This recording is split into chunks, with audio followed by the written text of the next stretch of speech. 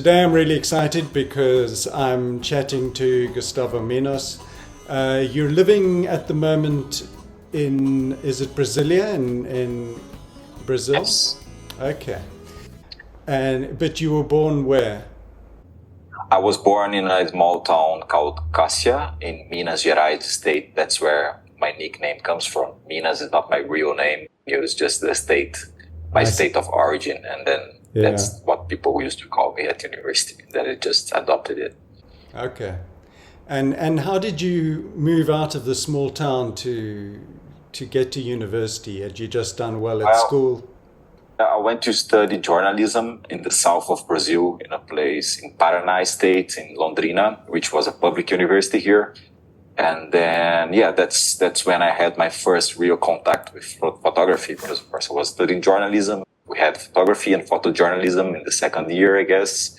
But actually back then I was more interested in writing and reading. I wanted to be a writer. That's why I wanted to study journalism. And what do you think brought about that shift from wanting to be a writer, a journalist, to having a love for photography? There was a very clear turning point for me. That's when I started working as a writer for a daily newspaper in São Paulo. This was in 2007. And then I started to write like 10, 11 hours a day. And then this kind of killed my passion for writing. I didn't want to get home and keep writing. So I remembered that, I had something with photography back at university days. And then that's when I bought my first digital camera, Nikon DH, I guess. But I didn't know anything about, the history of photography and photographic language. And then in 2009, when I was still working in that newspaper, I enrolled in a year-long course with Carlos Moreira, which was like a Brazilian Cartier-Bresson. And he had this year-long course in which in the first semester, we would see the black and white guys, Cartes, Bresson, Frank, and Lee Friedlander, Gary Winogrand. And then in the second half of the course, we would see the color guys. Were other photographers perhaps like Alex Webb in your vision? Had you seen what he had done in the tropics?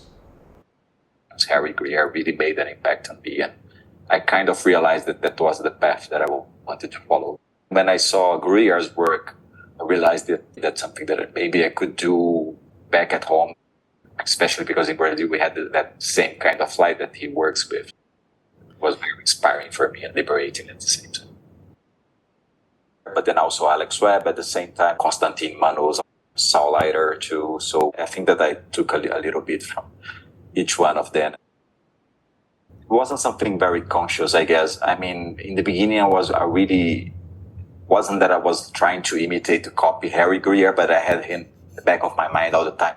But I was very attracted to light, and we have this great light in Brazil, like in most of the year, so it was all natural for me. And because I'm a journalist, I was also very interested in people, in how people interact with the city. And then I moved to Brasilia in 2014. And when I got here, I discovered the bus station with lots of glasses here and a lot of chaos. It was like a new world opening to me.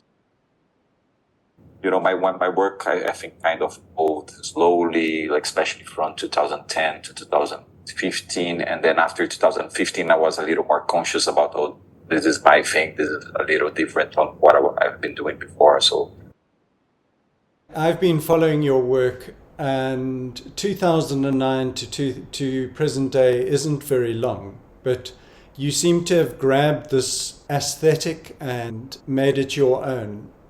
Where did that enthusiasm come from? Because a lot of photographers start off thinking, they're going to develop their own aesthetic, but it almost seems that you were quite clear early on that you wanted certain elements to come through in your work. You must have a very strong work ethic. It's not like even on a work ethic, I would say. It's more like I didn't want to be stuck in this routine of, going to work and then coming back home every day, because I'm still working as a journalist, actually, and photography is like a side thing for me. So I wanted to escape this routine of going to office and then coming back home. And then photography was my escape. I took a lot of pleasure in just watching people hurry to work, and I was still managing to save some time just for myself to do my own thing, not worrying about money, not worrying about, making a career out of photography, but just enjoying it. And again, Carlos Moreira was very influential in this aspect because he talked a lot about, a Zen state of mind, or just watching the theater of life in Sao Paulo. And this was, really stayed with me. And so for me, this is a very important thing. Like, photography is not only about producing the images, but also about escaping about an otherwise boring life. Are you mainly photographing, say, early-ish morning, late evening, or is it mainly evening? Yes. In the middle of the day, the light here is very harsh. And also because that's how I organize my life here. For example, now I have to go to the office from 7:30 to 3:30. So it's perfect because I can get up at 5:30 and go to the bus station or somewhere else and then shoot until 7:15. And then at 3:30, I'm free again to shoot again. So my wife is very understanding about this as well. Well, I think that always counts for a lot, because in order to photograph to the extent that you do, one has to organize one's life, and obviously you're balancing a lot of elements within that. I was interested, when I look at your photographs, do you go to one particular area? Brasilia is a very tricky city. It's probably the worst city in the world for street photography. The streets are very empty. It's a planned city from the 60s, built to be the capital of Brazil. So we don't have real streets.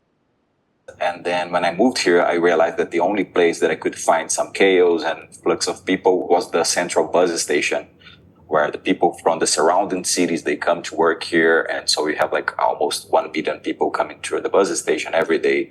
And then I just realized, maybe I should just concentrate here because the place is very special. We don't have tall buildings around it. So we have this great light coming in early morning, late afternoon. And at the same time, it's a mess, like people doing illegal stuff, drug dealers and prostitution. And so I was very interested in this contrast. For me, it was like a metaphor for Brazil. So it's all coming together, the aesthetic side of it and sociological part. You really get in there. You don't step back. Do you get an aggressive response? Now and then. But then people, most of the time, they're so worried about taking the bus to go to work, or they're just, they come from long distance, so they're still kind of waking up. And most of them don't care about me so much. And the good thing is that there's a lot of people, so I can kind of be more or less invisible. Your work is very layered. The obvious things are light and shadow. Do you think that reflects something about the way you want to photograph society, or do you think it reflects something about you?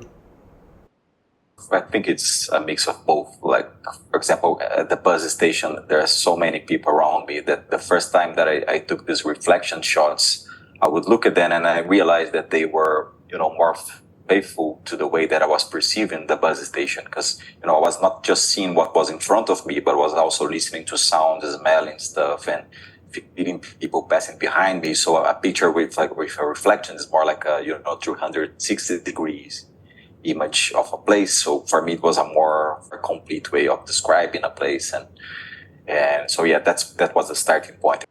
I think it's also about, how fragmented society is today. Basically, this is a very early one from my bus station project. One day I was just getting to the station and it was a little cloudy, so I wasn't overexcited about it. But then I just saw the driver and the bus getting out of the station. And then when I tried to photograph the bus driver, I just took a shot and then kept shooting. And then when I got back home, and then I realized that I had not only the driver, but also the passengers on the upper platform of the bus station. And then this kind of opened my mind to the possibilities of the reflections. I realized that, this is a very interesting thing. So I can try and make a portrait of a driver or a passenger. And then at the same time have the architecture of the bus station and also the commuters. And this, I started to realize that this could be maybe a more complete way of representing the reality of the bus station. But there's this element of mystery that I really like. it's a picture that poses some questions and people try to figure out. It's one of my favorites ever. Yeah, this is part of my series on my hometown, Minas Gerais, and this was actually Christmas Day. And I think what I like about it was, I was having lunch with my family, but then, I need to get out to photograph. And then it started to rain, and after the rain, the sky was purple. I had never seen such a colorful sky like that. And then, I just was walking around this neighborhood, and then I saw this blue wall. And then, so I have the sky and I have the blue wall. And then what else can I get here? And then suddenly there was this truck turn on its lights. And then we have these people who were actually sitting on the square, projected on the wall like a cinema. And then, so I have three elements. I have the sky, I have the wall, and I have this shadows projected here, which was also an obsession for me. And then suddenly these two kids come by. I think I have this tendency of trying to put my signature on things. That's the kind of picture that I like. So I'm always trying to complicate things. I'm always trying to step back or wait a little longer until I have more elements coming together. When this level of magic happens, I just have the impression that I'm doing something right, that I'm kind of connected. I don't want to sound too mystic here, but that I'm kind of connected with myself. We are kind of, fighting against the chaos and the disorder in the world, and you're making something that's harmonic. That's the part of the magic for me. Do some people respond to your photographs and say, oh, the only way you could get that kind of complexity was by setting everything up? Do people ever ask you that? No, what I get more often is I do double exposure. Oh, I do double exposure as well. I don't even know how to do double exposures. And that's the fun thing for me, is just, capturing the thing in just one frame. Yeah. Okay. Well, Gustavo, thank you very much for joining me, and I really appreciate it, and I wish you well with your work. It was really a pleasure talking to you. And, I'm a fan of your channel, of your work as well. So I have 2 books of yours. So for me, it was a big honor to talk to you. I love A City Refracted. And before that, I had bought the catalog for an exhibition. Fantastic. Goodbye. Bye-bye. This is a more recent one. I think this one for me, it's about, the element of surprise. And sometimes it's an example. I just walked into a cafe and then I just saw this lady in blue just sitting there. Then I took some random shots. And then when I got home, I realized that I have this shadow projected, which just looks like someone is talking to her, or she's talking to her own shadow. But of course, I could never expect this. That's for me one of the pleasures of street photography. And when you're really connected and spending long enough on the streets, and then these things start to happen, and that's my favorite picture of last year. On first glance, it's quite a simple picture. It's a nice shaped bit of light. But as soon as you start looking at it, there's so much more depth. You've provided a companion for this young lady who's looking quite lonely within this space. And at the same time, there's these sparks of color. It's a real commentary on humanity, I think, and how one perhaps can be within a state of companionship even on your own. And a lot of time, many, many hours in 2024, wandering the streets, and when just one picture like this kind of justifies all the time that I spent.